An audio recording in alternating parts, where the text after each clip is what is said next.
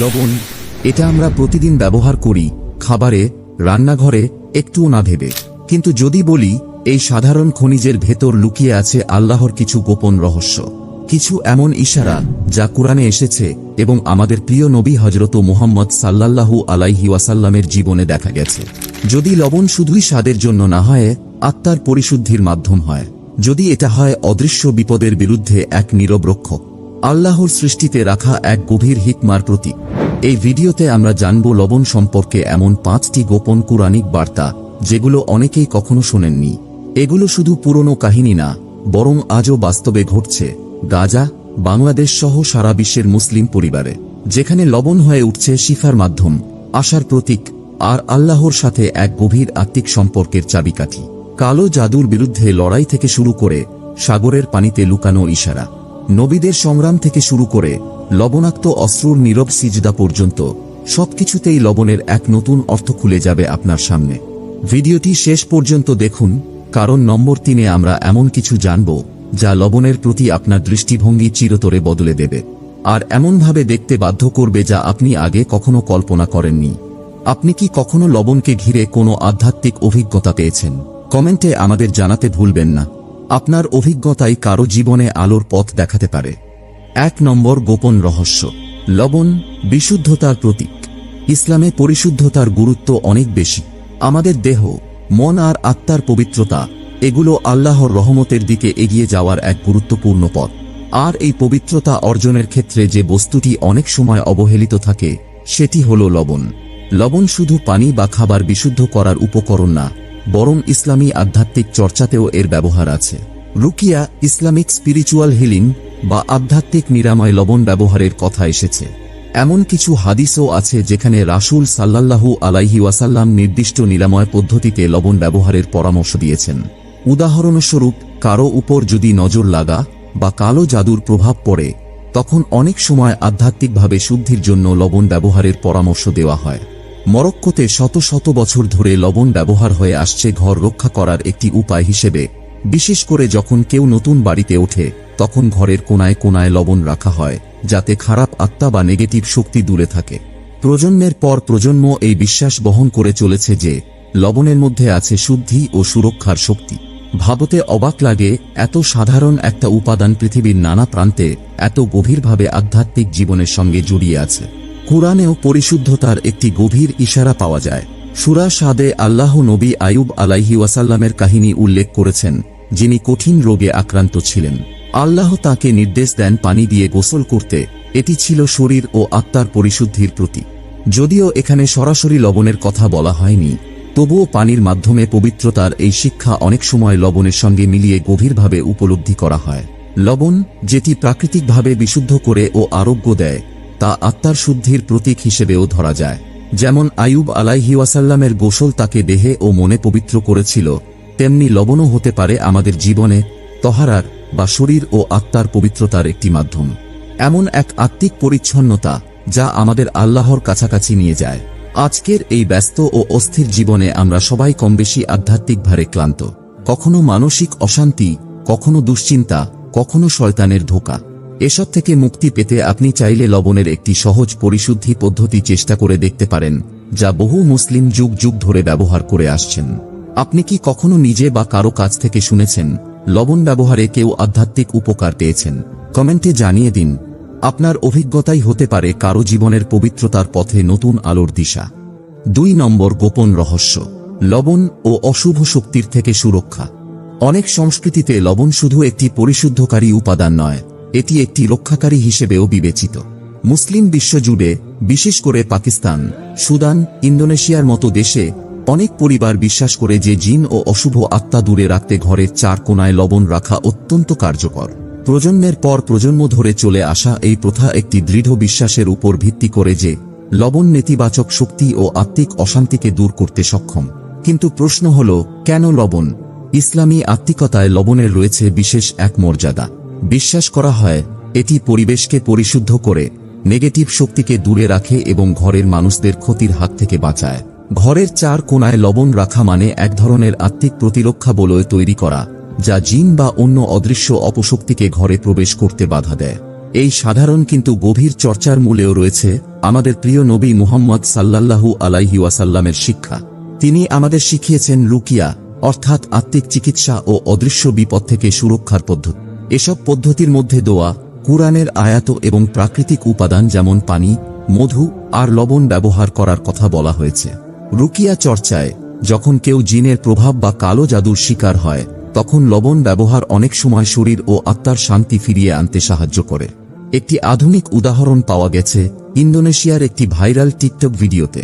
ভিডিওটিতে দেখা যায় একটি পরিবার রুকিয়া সেশন চলাকালীন লবণ ব্যবহার করছিল। ভিডিওতে স্পষ্ট দেখা যায় যে ব্যক্তি জিনের প্রভাবে অস্থির ছিলেন, লবণের উপস্থিতিতে তার মধ্যে দৃশ্যমান পরিবর্তন আসে। অনেকে মন্তব্য করেছেন লবণ যেন একটি রক্ষা কবচ তৈরি করেছিল, যার ফলে ওই ব্যক্তি ধীরে ধীরে শান্ত হয়ে আসেন।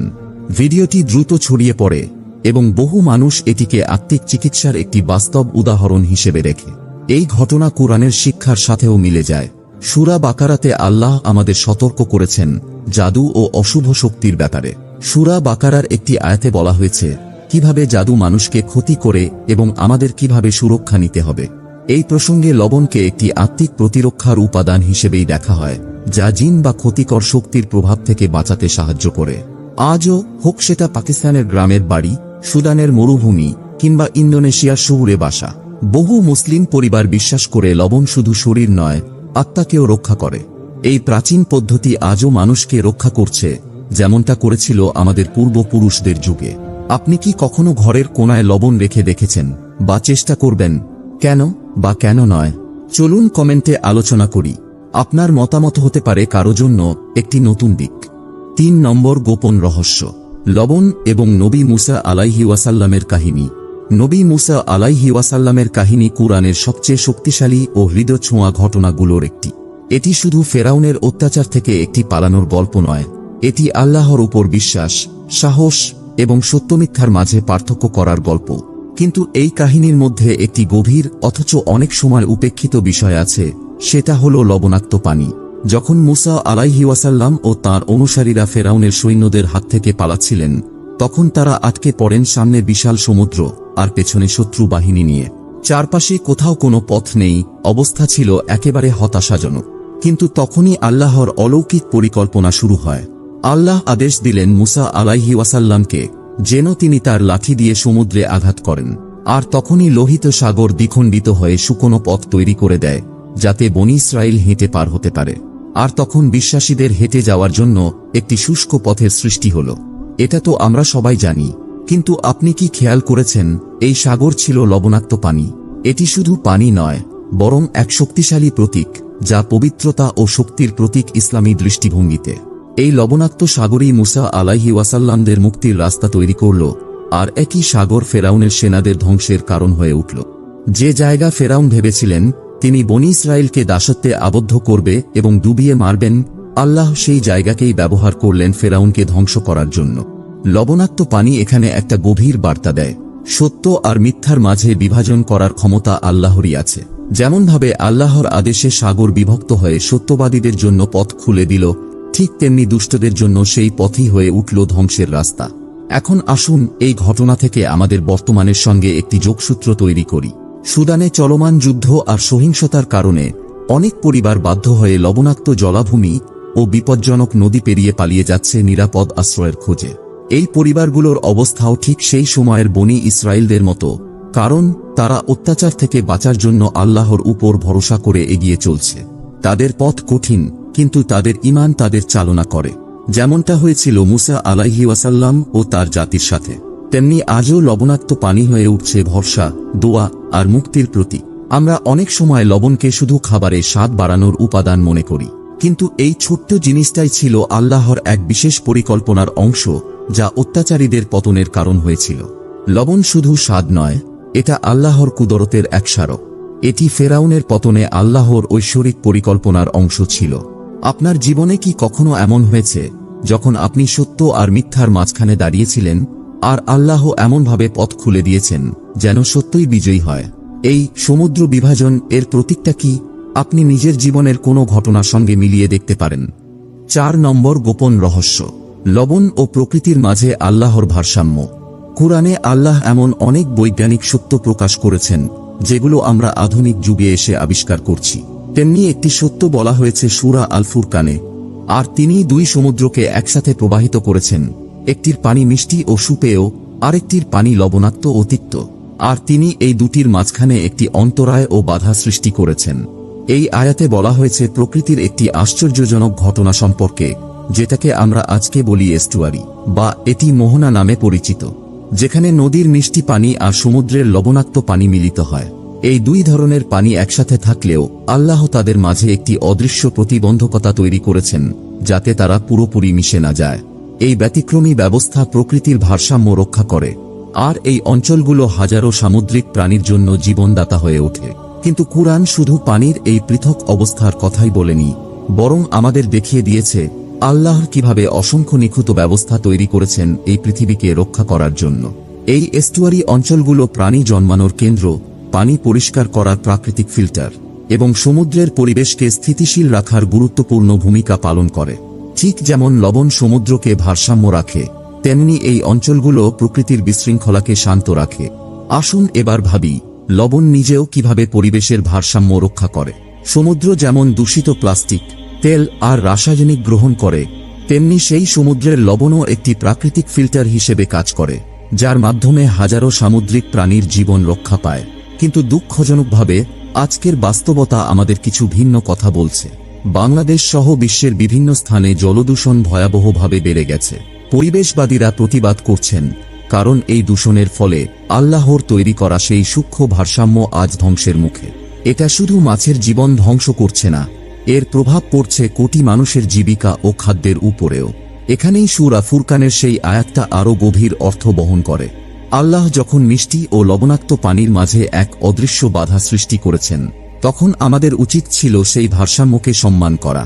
কিন্তু আমাদের অবহেলা সেই পবিত্র ব্যবস্থাকে আজ ক্ষতিগ্রস্ত করছে। সমুদ্রের লবণ ও পানির এই বিভাজন, এটি আল্লাহর এক গোপন ব্যবস্থার অংশ। এটি যেন এক নিখুঁত বার্তা। আল্লাহর সৃষ্টি কেবল সুন্দর নয়, বরং ভারসাম্যপূর্ণ। আর যখন আমরা সেই ভারসাম্য নষ্ট করি, তখন প্রকৃতি প্রতিক্রিয়া দেখায় এবং আমরা ক্ষতিগ্রস্ত হই। লবণ হল আল্লাহর নিযুক্ত এক গোপন সেনা, যে আমাদের সমুদ্র, পরিবেশ আর পুরো পৃথিবীকে রক্ষা করে।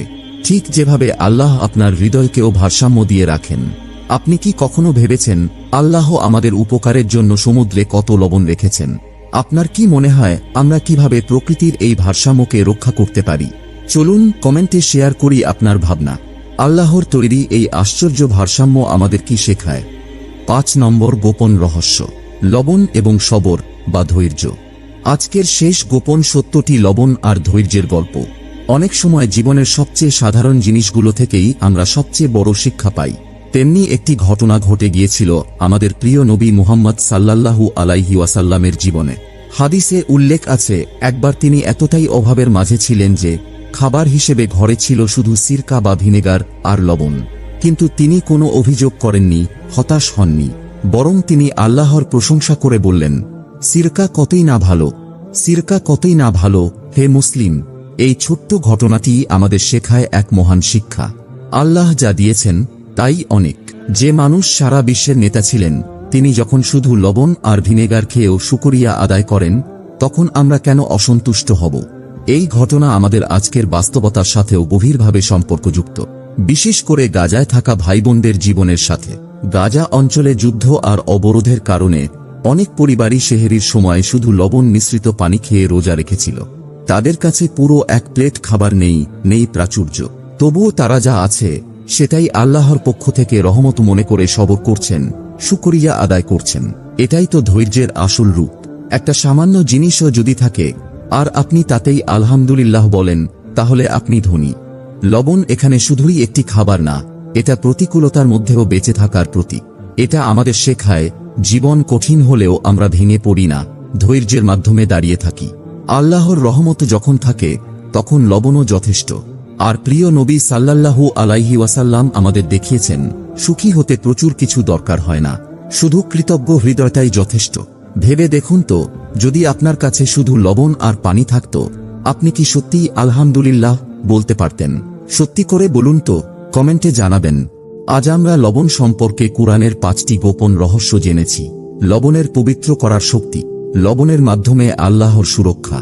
মুসা আলাইহি ওয়াসাল্লামের কাহিনীতে লবণের বার্তা, প্রকৃতির ভারসাম্যে লবণের ভূমিকা, আর লবণের সাথে জড়িত ধৈর্যের ও কৃতজ্ঞতার শিক্ষা। এই 5টি সত্যের মধ্যে কোনটি আপনার হৃদয়কে সবচেয়ে বেশি স্পর্শ করেছে কমেন্টে জানান। আর যাদের কুরআনের গোপন শিক্ষা জানতে ভালো লাগে তাদেরকে এই ভিডিওটি শেয়ার করুন। শেষে এই দোয়াটি করুন, হে আল্লাহ, আপনি আমাদের জীবনে যা কিছু দান করেছেন তার জন্য আপনাকে অশেষ শুকরিয়া। আমাদের জীবনকে আপনার রহমত দিয়ে পরিপূর্ণ করুন। আমাদেরকে আপনার দেওয়া নেয়ামতগুলোর কদর করার তৌফিক দিন এবং সবসময় আপনার উপর ভরসা রাখার শক্তি দিন। আমিন।